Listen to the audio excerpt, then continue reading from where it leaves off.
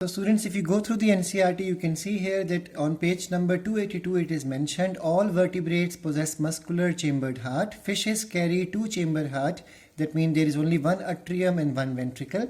And then when you read this next line, you will find there that in fishes the heart pumps out deoxygenated blood, or you can say carbon dioxide rich blood, which reaches the gills for oxygenation and then supplied to the body parts from where the again carbon dioxide rich blood is supposed to return to the heart. So this is called as single circulation. Now you can check in this notes itself, and it mentions that in the case of amphibians and in the case of reptile, you can add one more point here, even lungfish is a fish but it carries three-chamber heart. So amphibians, lungfish and reptiles, except for crocodile, gharial and alligators, they all carry either three-chamber, you can even add a point, 3.5 chamber heart with two atria and a single ventricle, or you can say half partitioned ventricle.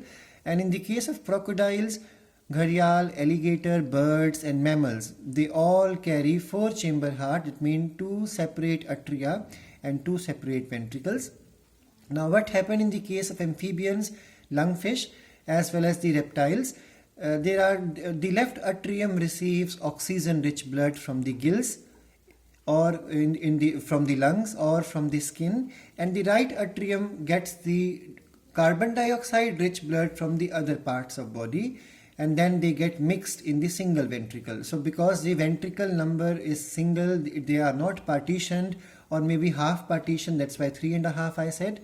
So now the ventricle will pump this mixed type of blood into the body, therefore it is called as incomplete double circulation. So single circulation has no types, but double circulation has two types, complete double circulation and incomplete double circulation.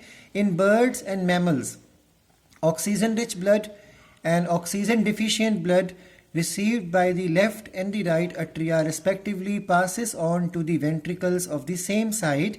That means the left side atria will pass on oxygen rich blood to the left ventricle, and right atria will pass on the deoxygenated blood to the right ventricle.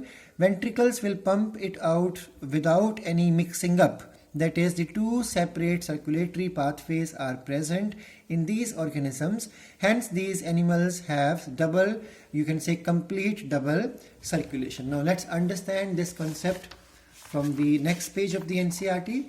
When you read NCERT, you will find there's a topic of double circulation which explains the details regarding the double circulation in the case of human being. Let's understand this concept from the notes now. So double circulation is a characteristic of blood circulation in those hearts which are either three-chamber heart, 3.5 chamber heart, four-chamber heart. Now three-chamber hearts are present in amphibians and are present in lungfish, and 3.5 chamber hearts are present in all the reptiles, but except remember that there are crocodiles, gharials and the alligators, along with mammals and birds, they carry four-chamber heart. So three-chamber hearts are present in amphibians and lungfish, 3.5 in the reptiles, and four-chamber in the birds, mammals and crocodiles. Now remember, because the chambers present are three, so there is mixing of the pure and impure blood in the three-chamber heart, slightly less mixing in the case of the 3.5 chamber heart, and there is no mixing in the case of the four-chamber heart. So accordingly, the double circulation is of two types: complete double circulation which occurs in 4-chamber heart, and incomplete double circulation which occurs in 3 or otherwise 3.5 chamber heart.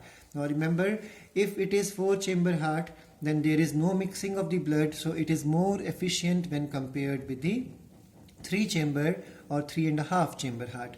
In these diagrams, you can easily see that why this heart is called as arteriovenous heart, because you can see here one of the chamber of the atrium is receiving carbon dioxide rich blood and the other atrium is receiving oxygen rich blood. So that's why it is called as arteriovenous heart, because it receives both oxygenated and deoxygenated blood for pumping. That's why it is called as arteriovenous heart. In this diagram you can see auricles are 2 and ventricles is single, so there is partition of the two type of blood, but here it get mixed completely.